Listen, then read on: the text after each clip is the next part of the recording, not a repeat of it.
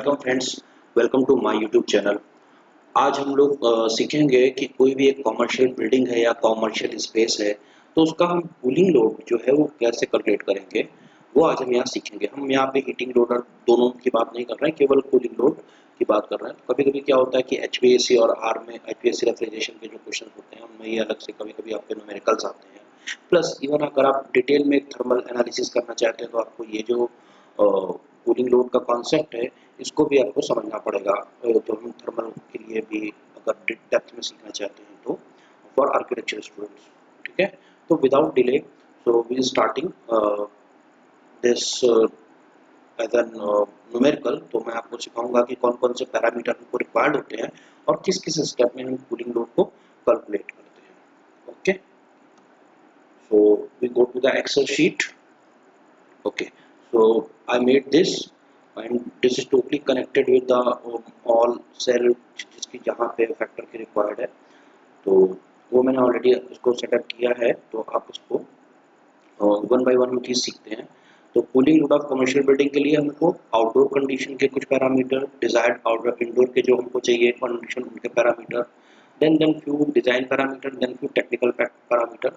और मैं आपको पहले बता दूं, अगर आपको कूलिंग लोड और ये सब चीज़ें समझना है तो आपको इतना टेक्निकल एक्चुअली होना पड़ेगा डेप्थ में कि यू फैक्टर क्या होता है, सेंसिबल हीट क्या होती है, लेटेंट हीट क्या होती है, ओके, देन की यूनिट्स क्या होती हैं। तो आपको ये चीज़ें रिक्वायर्ड होंगी।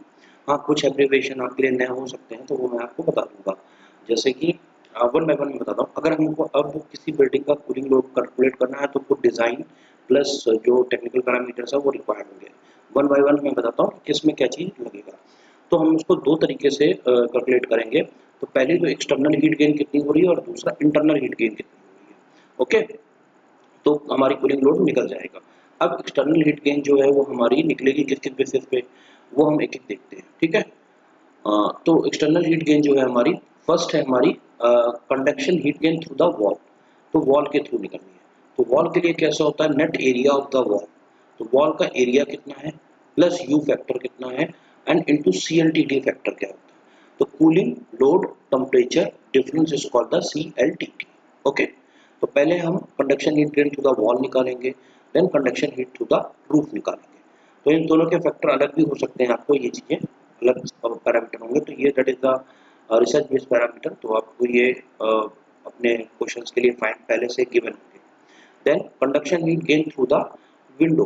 तो U factor, net area of the window, then same CLTT. Then again अब उससे जो ग्लास से सोलर रेडिएशन हो रहा है तब उस केस में सरफेस एरिया हमको ग्लेजिंग का रिक्वायर्ड होगा। देन शेडिंग कोफिशिएंट चाहिए होगा। देन एससीएल यानी कि solar cooling load factor. The full abbreviation is the solar cooling load factor, SCL भी हम इसको बोलते हैं। देन हम जब इनको मल्टीप्लाई करेंगे तो we got the these value. Okay, so ये हमारा जो कैलकुलेशन होगा that is the external heat gain, जो हमको बिल्डिंग से अंदर की तरफ आ रही है, that is the external heat gain. अब हमको इंटरनल हीट गेन करना है। तो इंटरनल हीट गेन जो होगा उसमें फर्स्ट पैरामीटर होगा that is the from people. तो पीपल में ये दो तरीके से होगा पीपल में, लाइक सेंसिबल हीट गेन और plus latent heat gain.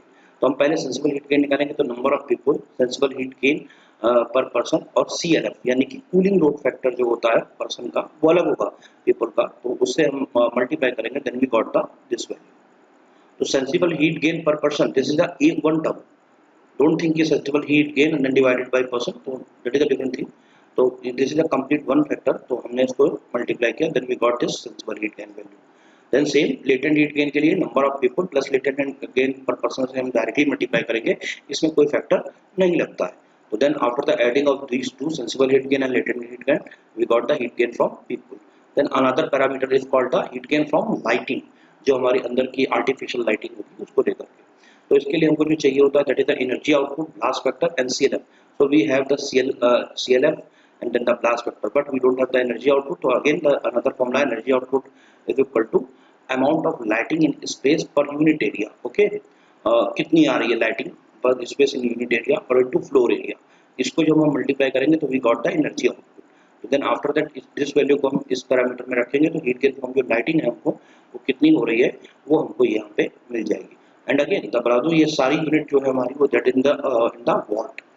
Okay, then third जो पैरामीटर है that is the heat generated by equipment. जो अंदर हमारे इक्विपमेंट रखे हुए हैं, लाइक कॉफ़ी मशीन है या जो हमारे ऑफिस के इक्विपमेंट्स और कंप्यूटर्स हैं, प्रिंटर वगैरह, तो वो जो हीट जनरेट कर रहे हैं। तो जो कॉफ़ी मेकर जो मशीन है उसके में सेंसिबल एंड लेटेंट हीट दोनों अलग अलग पैरामीटर हैं यहाँ पे ऑलरेडी गिवन है। एंड देन जो अदर कुछ कंप्यूटर जो सेंसिबल हीट गेन जो होती है, दैट इज द वो हम यहाँ पे अलग मेंशन है। ओके, तो इस तरीके से हम उनको एडिंग कर देंगे total heat gain generated by equipment. Then another one, heat generated through the air filtration process में जो हीट जनरेशन होती है उसको हम कैसे देखते हैं। तो अगेन इसमें हमको sensible heat plus latent heat दोनों का समीशन हमको चाहिए होता है टोटल हीट के लिए। ओके, तो अब ये कैसा होगा, सेंसिबल हीट के लिए हमको 1210 गेट द फैक्टर, उससे air flow and delta T यानी कि टेम्परेचर डिफरेंस, तो इससे हमको मल्टीप्लाई करना होगा। ओके, तो 1210 that is factor. Air flow के लिए हमको volume of the space, air changing rate, then उसको डिवाइडेड कर देंगे 3600 से। तो that is the hourly rate 16 to 60 multiply कर रहे हैं तो वही 3600 हुआ। ओके, तो उसके थ्रू हमको we got the value of air flow. उस एयर फ्लो की वैल्यू हम जब यहाँ रखते हैं तो then we got the value of the sensible heat gain through the air filtration process. Latent heat के लिए सेम, बट इसमें हमको जो लेटेंट हीट के लिए हमको जो चाहिए होता है that is the difference of the humidity. मैं एक बार ऊपर आता हूँ, आपको दिखाता हूँ इस फैक्टर का रिक्वायर्ड का। That is the okay okay just wait a second. Humidity, there is the 18 and there is the 10. So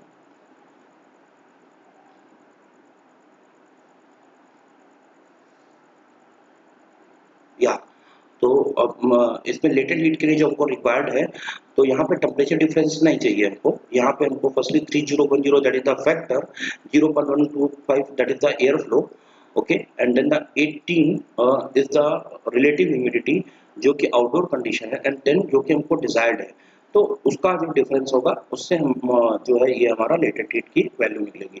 then हम जब सबमिशन कर देंगे देन टोटल हीट जो हमको रिक्वायर्ड हो रही है, जो हमको मिल रही है एयर फिल्ट्रेशन प्रोसेस से जनरेट हो रही है, तो वो ये हमारी होगी। ओके, देन अब जितनी भी हमने कैलकुलेशन की उनको मैं जो टेबुलर फॉर्मेट में यहाँ पे ऑलरेडी जो है मैंने यहाँ पे करेक्ट कर दिया सबको। Okay, just wait a second. तो यहाँ पे हम देख सकते हैं जो फर्स्ट पहले 4 पैरामीटर थे तो heat gain through the external थे, और ये नीचे के जो 4 पैरामीटर हैं that is the heat gain from the internal.